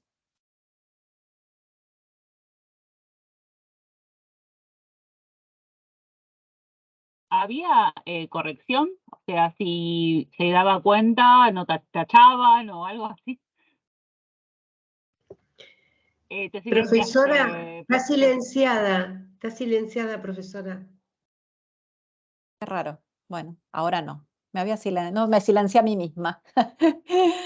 Sí, buena pregunta la de la corrección. Mira, Casi siempre los copistas trabajan en lo que se llama un scriptorium, ¿no? Un escritorio. Ese scriptorium suele estar habitado al menos por 2 o 3 copistas. Entonces, como es una forma, a veces se trabaja lo que se llama a la pequia, ¿no? Se dividen los cuadernos de un manuscrito entre varios copistas y van las distintas, o sea, se van copiando, eso se llaman las distintas manos. Cuando uno está viendo un manuscrito, uno no reconoce a veces copistas, sino copistas que tienen también manos, porque el copista puede hacer una mano diferente para los títulos, una diferente para el texto. El copista, si se equivoca, va a intentar primero modificar esa letra. No había una forma, digamos, de borrar. Entonces, lo que hay casi siempre es la transformación de, de una, de una letra o de una perícopa, ¿no? Por parte del copista. Puede haber procesos en los que sí encontramos que hay tachaduras, que a veces hay formas de borrar un poquito el texto, se desarrollan esas tecnologías, pero no tenemos una figura de corrector. Eso casi nunca, muy pocas veces. Sí, lo que es muy interesante en la cultura manuscrita son las intervenciones posteriores, y esto lo vemos en muchos manuscritos, que un lector, pensemos, ¿no? Un manuscrito que fue copiado en el siglo XIII, pero queda en una biblioteca cortesana y llega a las manos de un lector en el siglo XV, los lectores hacían a veces enmiendas o anotaciones. Entonces, en toda la cultura manuscrita a veces vamos a encontrar distintas manos, ¿no? Con distintas escrituras, con lo que llaman intervenciones posteriores, ¿no? Muchas veces de corrección o de anotación de esos textos. Pero bueno, como para completar un poco lo que decías. Pero sí, hay tecnologías de modificación de letras. Lo que los copistas siempre van a intentar es que su texto quede bello, ¿no? La idea, hay un término, hay un número áureo para la construcción de los códices. Hay una organización espacial, lo que se llama la mise en page, ¿no? La organización de la página, la impaginación. Entonces, eso va a impactar en cómo el copista quiere que quede su texto. Y sí, cuando no le queda otra, va a intentar modificarlo de alguna forma, lo más imperceptible posible. Liz, ¿querías decir algo? Sí, profe. Entendí también que el material, o si no estoy mal, el material también de esa época, no estoy, como venía también del cuero y como era como súper resistente, entonces lo poquito que se equivocaban los copistas era como que lo podían casi como raspar el papel, porque era tan grueso que podían volver a escribir sobre ese y ya está. No como ahora, como que el papel se daña al toque. Claro. Sí, eso es un muy buen aporte. Sí, hay el mismo cálamo del copista y otros cálamos que sirven para hacer procesos de modificación sobre el texto, ¿no? Lo que es el proceso de lo que decías vos, como de, si se quiere, a veces se llama raspado, de modificación del texto. Los copistas van a intentar que eso no pase, eso va a ser en última instancia, si se quiere, ¿no? Casi siempre lo que podemos ver en un principio es ese trabajo de la tinta sobre el término. Cuando no queda otra, claro que se procede a levantar la tinta. El trabajo sobre el pergamino es un trabajo que para ese tipo de intervenciones se presta bastante bien, porque como decías vos, es un material mucho más resistente que el papel. De hecho, piensen que hay libros de pergamino que han sobrevivido al tiempo mucho mejor que cualquier libro impreso en papel, y eso es porque el cuero de animal, se utilizaban distintos tipos de animales para la escritura. La vitela era un material mucho más resistente y con una posibilidad de impregnación de las tintas distintas. Uy, te voy a silenciar un toque que... Perdón. Gracias por la intervención. No, por favor, gracias. ¿Alguien más había levantado la mano? ¿O quería decir algo?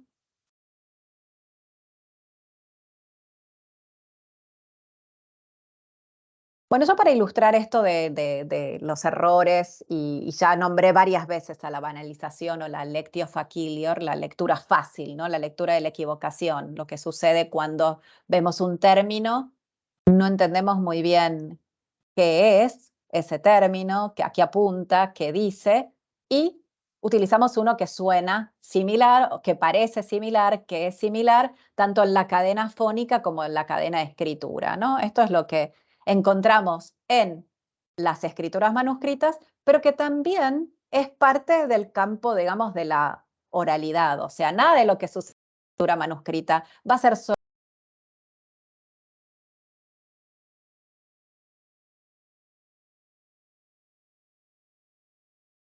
Volviste a silenciar, profe.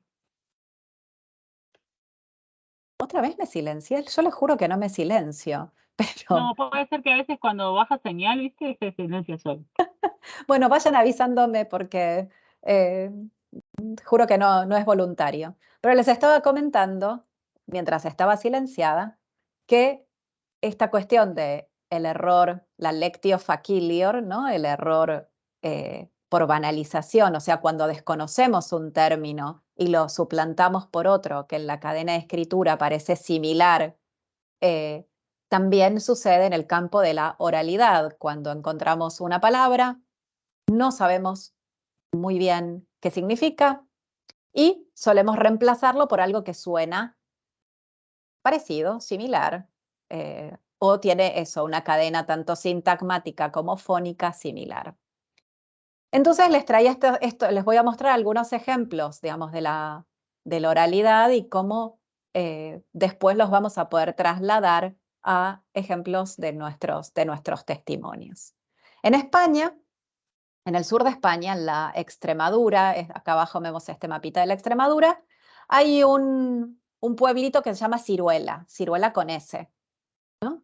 De hecho, hay una editorial que luego por el pueblo se llama Ciruela, y no es que se equivocaron y no sabían cómo escribir la palabra ciruela, sino que así se llama el pueblo. En España esto es fácilmente reconocible porque ustedes saben que las sibilantes se distinguen fonéticamente, entonces tenemos un término ciruela para nombrar a la fruta y ciruela para nombrar al pueblo. En Ciruela encontramos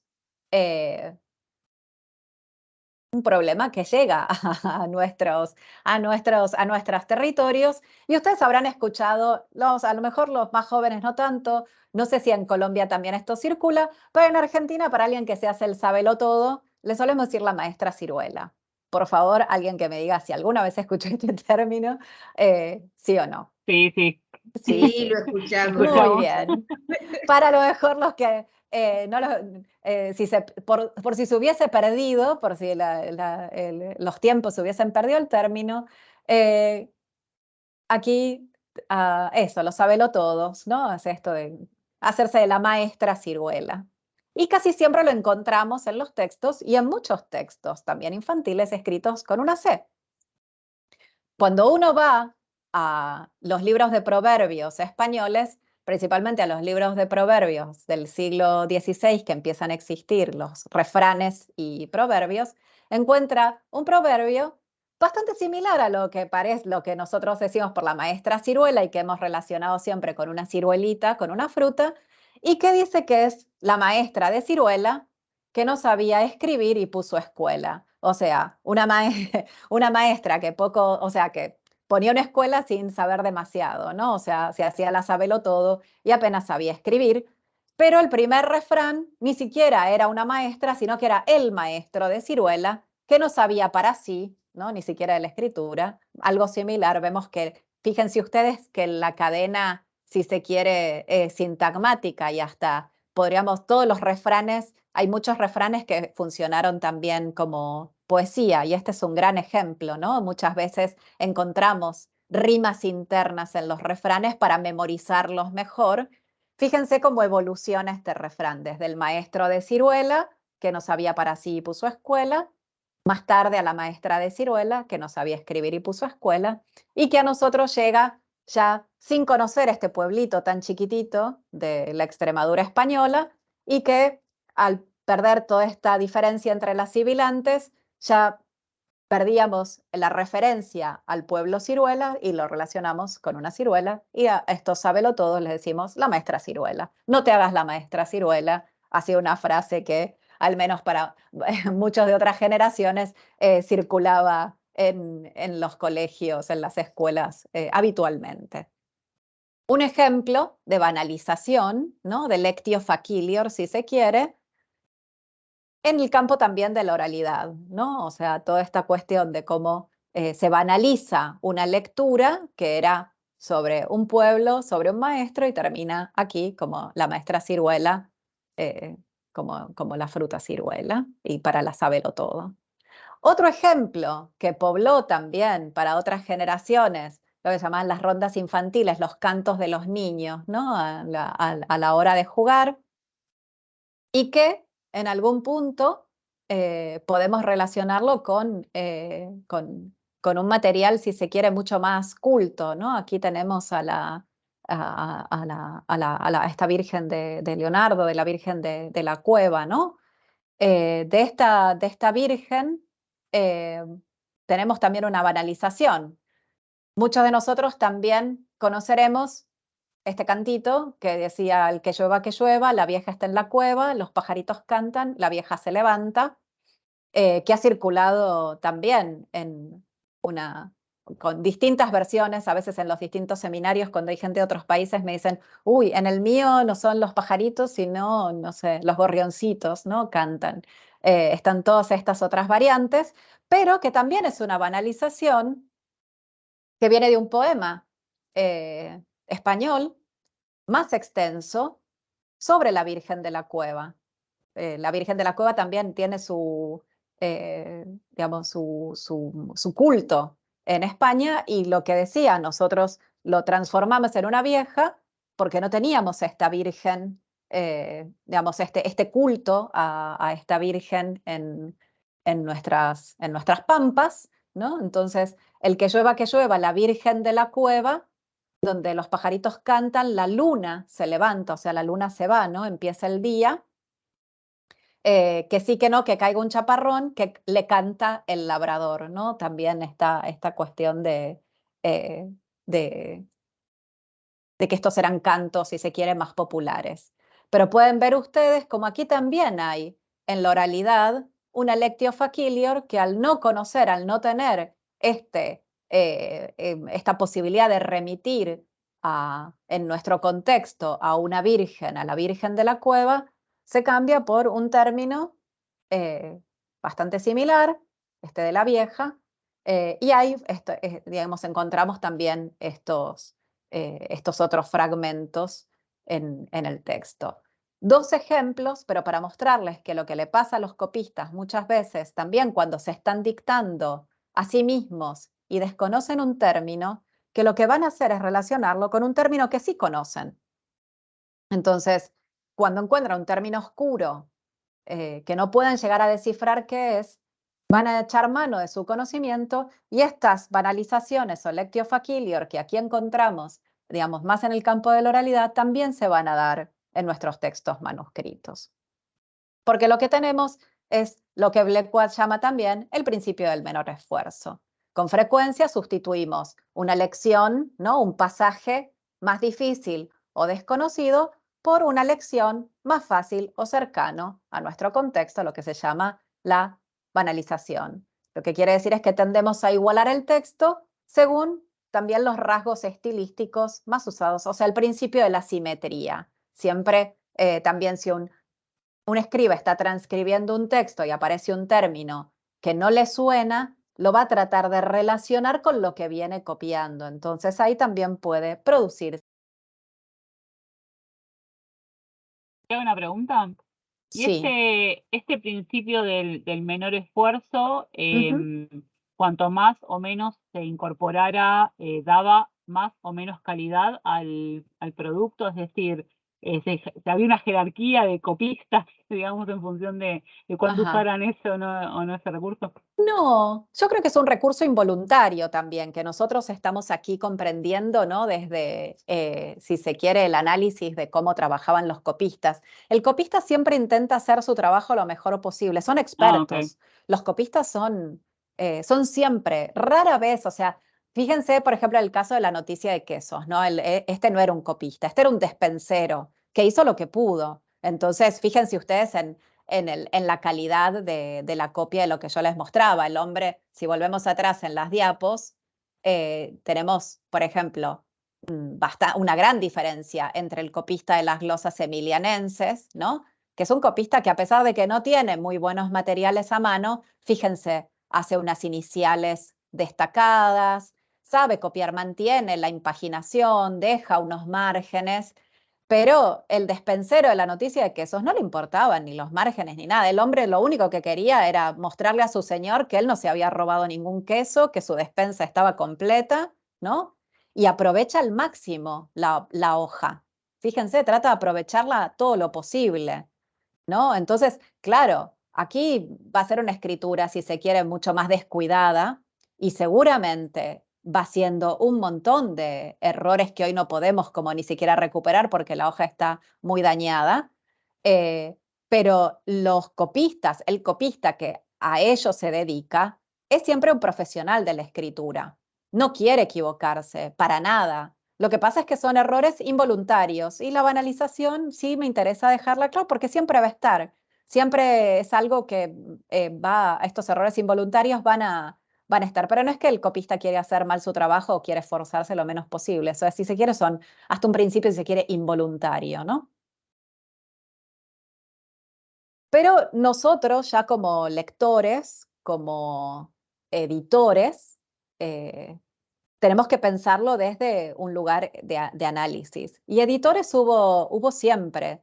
La noción de arquetipo ya circula en la Edad Media para referirse a textos, ¿no? que tenemos que reconstruir. Y van a surgir términos que vamos a utilizar nosotros también en nuestro seminario, que van a ser, digamos, enmiendas que los editores, ¿no? vamos a tener que hacer sobre los textos.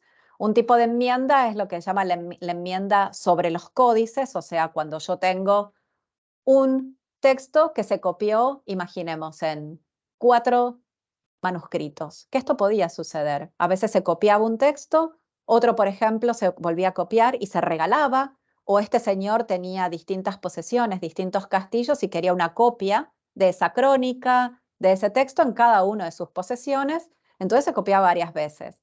Ahí podemos encontrar estos errores de traslado de copia. Cuando yo tengo varios testimonios, esto se hace más sencillo. Yo puedo trabajar ope codicum sobre los códices y hacer procesos de enmienda, de salvado de errores.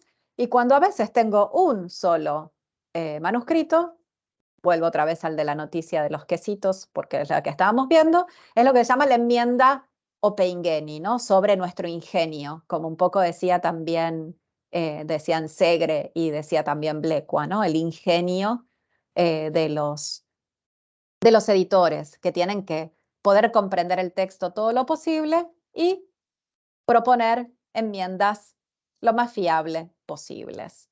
Entonces, ¿qué vamos a hacer nosotros aquí en el seminario? Bueno, no vamos a ir a la búsqueda de manuscritos, pero vamos a cotejar algunas digitalizaciones, vamos a indagar en cuáles son estas lecturas las más menos auténticas, vamos a formular conjeturas de por qué y vamos a tratar de, digamos, hacer todos estos procesos, o bien ope codicum, o cuando no se pueda, ingeniándolas como podamos. Y vamos a ver un poco algunos otros abordajes. Ahora los voy a pasar así un poquito más rápidos. Como les decía al principio, sobre diplomática y paleografía, vamos a hacer alguna clase para poder entender estas escrituras antiguas. La paleografía y la codicología no son para nada disciplinas actuales sino que son tan antiguas como casi la copia de manuscritos, muy pensadas también en su momento bien para la lectura de la Biblia, de los códices bíblicos, y también para los textos legales. Pero como ustedes pueden ver, desde la cultura católica siempre hubo un interés muy grande en comprender, no solamente hacer un exégesis sobre los textos, sino también tener lecturas fiables, conocer bien las escrituras, la confección de los códices. Vamos a hacer algo de referencia a esto cuando veamos en una clase un poquito de paleografía, porque, digamos, antes de conjeturar, de decir, bueno, ¿hay aquí un error o no en este texto? Tenemos eso, que intentar, digamos, ver si nosotros no estamos entendiendo el texto, si es un error del copista, y si, digamos, aquí hay un error que es voluntario o involuntario. Y como siempre, pensar en todas estas cuestiones que se relacionan también con, como les decía, con géneros. No es lo mismo copiar prosa que poesía, entonces vamos a ver algunos casos específicos. También el seminario va a estar bastante teñido de distintos casos que vamos a tener que dilucidar. A quien sí nombraremos muchas veces, y de hecho Blecua mismo habla de la crítica textual neo-lachmaniana, o sea, después de Lachmann, es este señor que se llamaba Karl Lachmann y que estaba muy interesado en poder reconstruir los textos bíblicos. Karl Lachmann fue uno de los primeros editores si se quiere, de la modernidad, del siglo XIX, que ya en pleno auge de la filología, escribe, inventa, si se quiere, una ciencia de reconstrucción de textos antiguos, ¿no? Pero a Lachmann, insisto, uno de sus principales intereses era la reconstrucción de los textos bíblicos, poder llegar al arquetipo, ¿no? de los textos de la Biblia. Y él es el que empieza a formular algunas de todas estas tesis que aquí también vamos a traer para entender mejor qué es un arquetipo, cómo puede reconstruirse un arquetipo, y digamos, otra terminología, como las lecciones recibidas, ¿no? Lo que él llama la lectio recepta, y cómo, digamos, el editor puede hacer esta intervención en los textos. Lachmann decía que había que abandonar, hasta ese momento no había una ciencia, el uso de criterios sistemáticos para editar textos, y él se quejaba de que muchos de los editores, hasta el momento, los editores de los siglos XVI y XVII, los editores de textos antiguos, habían echado mano de lo que él llama la divinatio, ¿no? Como que adivinaban un poco qué era lo que estaba en los textos, pero no cotejaban lecturas, no hacían cotejos, no hacían un trabajo, como él dice, sistemático, científico sobre los textos. Y es el que, de alguna forma, sienta las bases de lo que nosotros vamos a entender hoy como la crítica textual neolachmaniana, y el recorte que nosotros hacemos desde los textos más hispánicos, que es el que vamos a ver en este seminario, los textos, si se quiere, más del ámbito de lo medieval, que es sobre lo que principalmente, no solamente porque vamos a dedicar algunas clases a otros textos, tengo preparado otro corpus de textos para trabajar con ustedes, pero vamos a empezar por ahí. A mí me interesa que para la próxima clase principalmente dejé 2 lecturas obligatorias, pero hay una que es muy simple, es un texto muy, muy simple, que es de Guzmán Guerra, que se llama La crítica textual como disciplina filológica, y que es la lectura para la próxima clase y que les va a ayudar a comprender mejor todo esto que les quise contar en esta primera clase introductoria, y un poco a lo que me refería con, sí, los aportes de Lachmann a la crítica textual, pero principalmente a todas estas cuestiones que tienen que ver con lo que estuvimos viendo de las variantes de texto, el cotejo de las variantes, cómo trabajar sobre esta noción de arquetipo. Todo esto ya Guzmán lo cuenta bastante bien, también bastante bien sobre esto que estuvimos viendo de la lectio facilio banalización. Van a terminar de entender bien. Hoy parecen muchas cosas,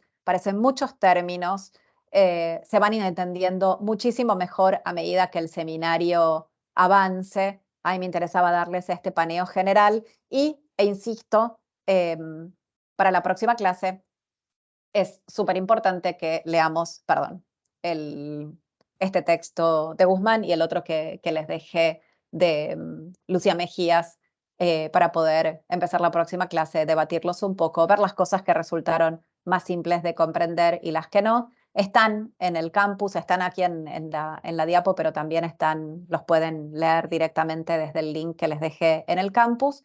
Pero solamente aquí si les interesaba leer algo en un formato más divulgativo, y bueno, esto no lo vamos a ver en el seminario porque no vamos a ver muchas cosas de lingüística diacrónica, pero me parece que da como un interesante paneo también a lo que decíamos de, como decía Juan, esta transición entre el latín, digamos, en su última etapa, el latín romanceado, como se le suele llamar, en su paso a las lenguas romance, y ya en el establecimiento de las distintas lenguas, en nuestro caso peninsulares ibéricas. Esta es una entrada del diario El País de España, de cuando se hizo en 2016, una de las primeras exposiciones de los cartularios de Valpuesta. Eran cartularios que no estaban accesibles al público, y se hizo una primera exposición de los códices, además de su digitalización. Me parece que es una noticia bastante interesante. Se los dejo, no es una lectura ni complementaria ni obligatoria, se las traigo aquí para que, por si la quieren añadir. Y un poco la conclusión de esta clase y sobre la escritura, ¿no? A los copistas también les impactaba, ¿no? Este proverbio ¿no? De verba volant scripta manent, ¿no? La oralidad, lo que hablamos, ¿no? Las palabras se vuelan, ¿no? Pero la escritura permanece, ¿no? La inmanencia de la escritura frente a la volatilidad de la oralidad, creo que es algo que impacta también en lo que vamos a ver en nuestro seminario y en las distintas clases. Bien, hasta aquí.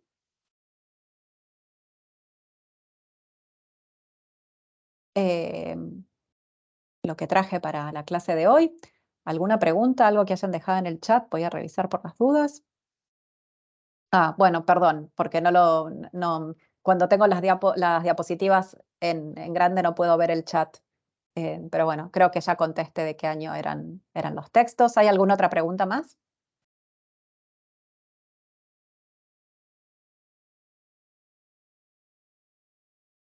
Voy deteniendo la grabación.